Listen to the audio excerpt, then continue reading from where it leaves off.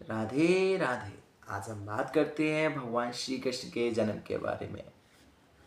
तो जब कंस अपनी बहन देवकी और अपने जीजा श्री वसुदेव जी को विदा कर रहे थे, तो बात है उस समय की। बड़े ही दुख से अपनी बहन को विदा किया जाता है। हमारी परंपराओं से चली आ रही है बहन बेटियों को विदा करना। तो लोग जो हैं अपने जिगर के टुकड़े को, अपने घर के एक सदस्य को दूसरे के घर में विदा करते हैं। तो उस समय की जो घड़ी होती है बहुत ही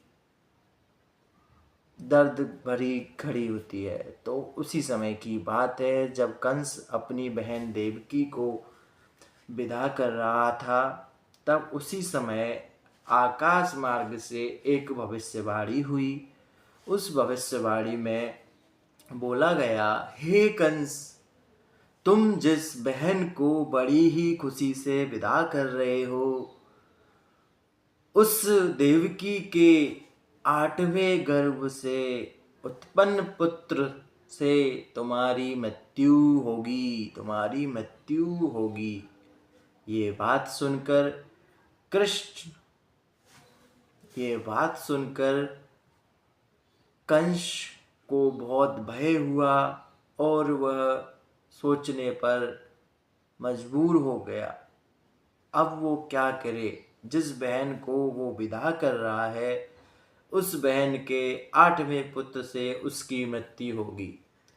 वो इस बात को लेकर डरने लगा और एक बड़ा फैसला सुनाया।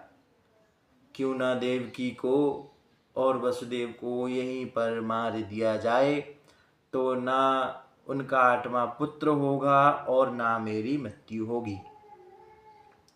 तो कुछ ज्ञानी पुरुष लोगों ने, संत महात्माओं ने उन्हें समझाया, हे कंस, जब देवकी का 8वां पुत्र होगा तब तुम्हारी मृत्यु होगी।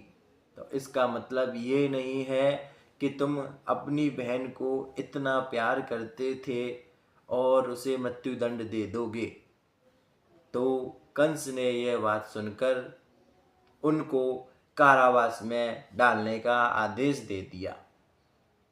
कारावास में जब डाल दिया गया तो कंस ने बोला, मैं इसके हर संतान को मार दूंगा। जब वसुदेव और देवकी को कारावास में डाल दिया गया, उसके बाद बहुत समय बीत गया।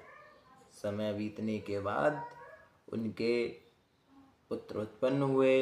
जैसे जैसे उनके पुत्र उत्पन्न हुए, उन सभी पुत्रों को वसुदेव जी कंस के पास ले गए और कंस ने उन्हें मार दिया।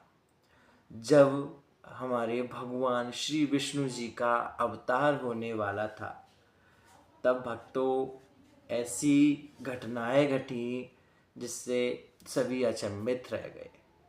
जब श्री कृष्ण के रूप में हमारे भगवान श्री विष्णु जी का अवतार होने वाला था, तभी जब हमारे भगवान श्री विष्णु जी ने कृष्ण के रूप में अवतार लिया, तब ऐसी घटना घटी जिससे सभी लोग अचंभित हो गए। जब कृष्ण का जन्म हुआ तो जेल के सभी संतरी मंत्री जो माया के द्वारा गहरी नींद में सो गए, जेल के सभी दरवाजे स्वतः ही खुल गए। उस वक्त भारी बारिश भी हो रही थी, यमुना में उफान था। उस बारिश में ही वसुदेव ने नन्हे कृष्ण को एक टोकरी में रखा और उस टोकरी को लेकर जेल से बाहर निकल गए। कुछ दूरी पर ही यमुना नदी थी, उन्हें उस पर जाना था, लेकिन कैसे। अब जमुना में बहुत बड़ा उफान चल रहा था, तूफान आ रहा था, बहुत घनघोर बारिश हो रही थी। तभी कैसे जाते।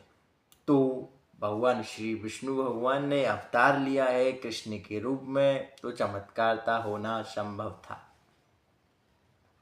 तभी एक चमत्कार हुआ। यमुना के जल ने भगवान के चरण छुए और फिर उसका जल दो हिस्सों में बट गया और इस पार से उस पार एक यमुना जी ने भगवान श्री कृष्ण के लिए रास्ता बना दिया। कहते हैं वसुदेव कृष्ण को यमुना के उस पार गोकुल में अपने मित्र नंदगोप के यहाँ ले गए। वहां पर नंद की पत्नी यशोदा को भी एक कन्या उत्पन्न हुई थी। वसुदेव श्री कृष्ण को यशोदा के पास सुलाकर उस कन्या को ले गए। इस तरीके से वसुदेव जी ने श्री कृष्ण को यशोदा जी के पास छोड़ दिया और उनकी पुत्री को लेकर मथुरा नगरी आ गए। जब कंस को पता चला कि देवकी का 8वां संतान ने जन्म ले लिया है, तब कंस आया और उस बच्चे को उठा के ले गया। वसुदेव ने बोला, हे कंस, ये पुत्र नहीं पुत्री है। जैसे ही उसे पता चला ये पुत्र नहीं पुत्री है, तो कंस ने कहा, आकाशवाणी में बताया गया था, हे कंस, देवकी के 8वें गर्भ से जो संतान उत्पन्न होगी उसी संतान से तेरी मृत्यु होगी। तो इसी डर से कंस ने उस पुत्री को जैसे ही मारने को उठाया, तभी वो पुत्री एक बड़े ही रूप में अंतर ध्यान हो गई और वो चली गई।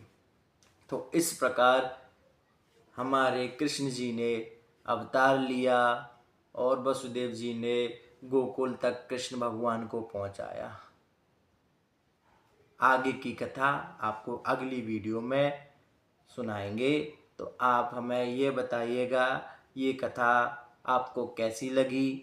अगर आपको अच्छी लगी हो तो कमेंट में राधे राधे ज़रूर लिखें, वीडियो को शेयर करें और चैनल को सब्सक्राइब करें।